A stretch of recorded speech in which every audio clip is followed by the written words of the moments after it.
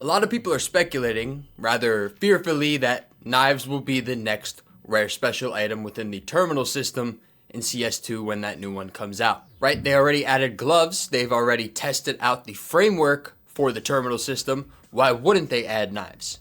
But I don't think it's that simple, and I don't think knives will come to terminals, but even if they do, it won't be a booming success for Valve in the way in which the Dead Hand terminal has been, with redemptions decently steady and probably pretty decent revenue, taking into the fact that you have to actually pay for the gun that you get when it's offered. On top of that, the terminal price, which has stayed afloat above $2 since it being out, which we can't ignore the 15% Valve gets from every transaction there. And that's because the terminal system works perfectly with the gloves and features about the gloves that knives do not share. So putting knives, at least the way in which they've been designed up until now, doesn't really make too much sense. They would either have to change the knives or change the way in which knives are redeemed in the game if cases aren't the way in which they actually go. Welcome back to Debate. This is a series where we talk not anything actually real, but stuff that could happen and stuff that gets the mind going. Good discussions happen here, leads to a more knowledgeable player base. Start the video here, we discuss it later on Twitch, tune in if you'd like. So back to the gloves. The reason why gloves work in terminals so well is not that they're more rare than any other knife in the game, but their floats, and what their floats do to drop rates, and what their floats do to the red drop rates, etc. And it starts with the factory new glove, the max win for people opening the terminal with hopes of getting the best possible item.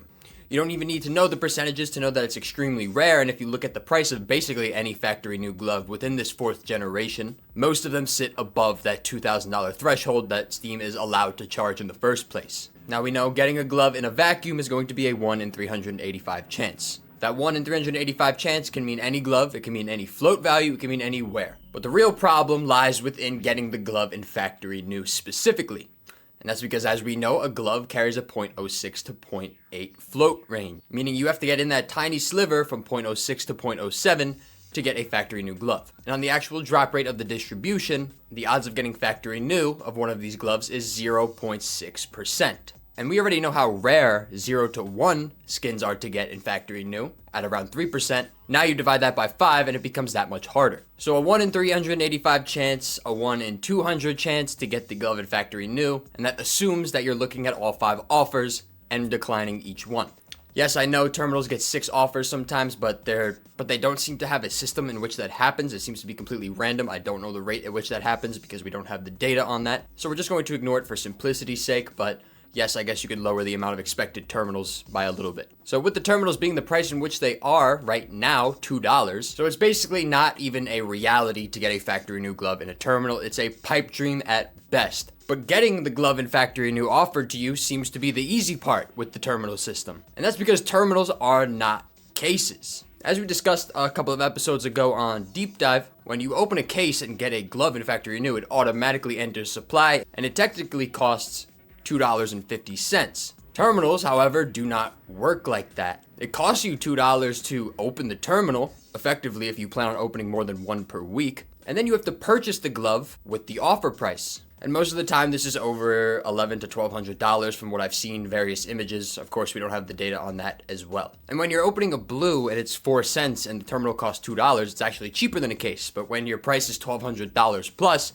obviously there's going to be quite a large discrepancy between offered and redeemed gloves. And Valve has even created a way for these gloves to be offered less, the factory new ones, with the offer cap system that was introduced coincidentally around a week before the Dead Hand terminal was released. I believe they're $50, $200, and $1,000. So obviously with those 2 lower ones, you're never going to get a factory new pair of gloves offered to you, even if it was slated to be offered for you on that independent event. The $1,000 one, it may give you a factory new glove dependent on the glove in which you are assigned.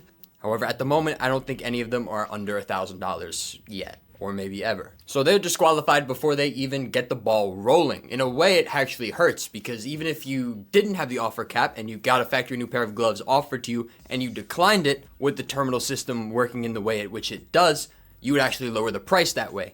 By not even getting it offered to you, you keep the price high and inflated. And then beyond the offer caps, if you don't have the offer cap on it, let's say you get offered the factory new pair of purple Grimace testicle gloves. Are you going to redeem those? Probably fucking not. So you just decline it and move on. Or if you're a normal person and you're not expecting a factory new pair of gloves when you open your terminal, you may just not be able to afford $1,500 for a virtual pair of gloves, and that's completely fine, but it does have an effect on supply. So even though it was dropped and the drop rates remain the same, it functionally does not exist and it never will exist. In a good way though, it does kind of warp supply. As we spoke about in the last episode, people redeem based on demand, right? Excluding the outliers, like you get a 0.00000x M249, you might redeem that, but most of the time you're not going to redeem a well-worn M249. It simply just isn't worth it, even when it's 3 cents. But when you do get offered those purple fucking stupid gloves in factory new, you may decline it. And while those purple gloves are always going to be cheaper than the ultraviolence or the occults, they may not go down to like $200, $300, the way in which a lot of gloves in previous glove cases have went down to, even in factory new. Because the ultraviolence can have 500 in factory new, and it would still be more expensive than the plum quills, even if they were $800 in factory new. So it kind of, in a way, protects your investment a little bit, because if you spend $1,200 on the plum quills, even though they're ugly, other people that get offered the factory new plum quills are way less likely to actually redeem them, making supply lower and thus keeping your price at least stable. So the distribution of stuff entering the market is not uniform, and we can actually start to see this phenomenon happening in the supply numbers already. Skins.com is the newest sponsor on our channel. They have just released a P2P trading platform looking to compete with the best players in the space. If you don't want to wait that long, they do have an insta-sell feature on the site in which the rates are the best I've seen, just straight up. When the market is down, everything is on sale. And with the deals you're getting on skins.com, you could start your position basically up 20 to 25%. Try out skins.com and be a part of the future of CS2 skin trading. I will have a code soon, so stay tuned for that.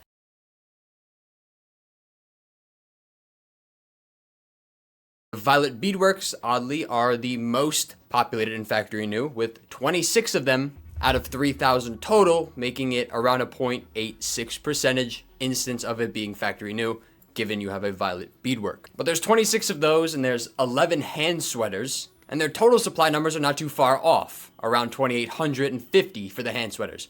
So we can pretty much assume at least 10 factory new hand sweaters were offered and declined by the people looking at them. And that's not even the biggest takeaway. The hand sweaters make up 0.3% of the total supply in factory new, which is lower than 0.6%, yes, and that's with knife trade-ups. Now 0.6% is what you get from the terminal. From a case, it would be at least 0.6%. Add the knife trade-up update in, 1% being of total supply, makes sense. But with the hand sweaters, we're looking at 0.3%.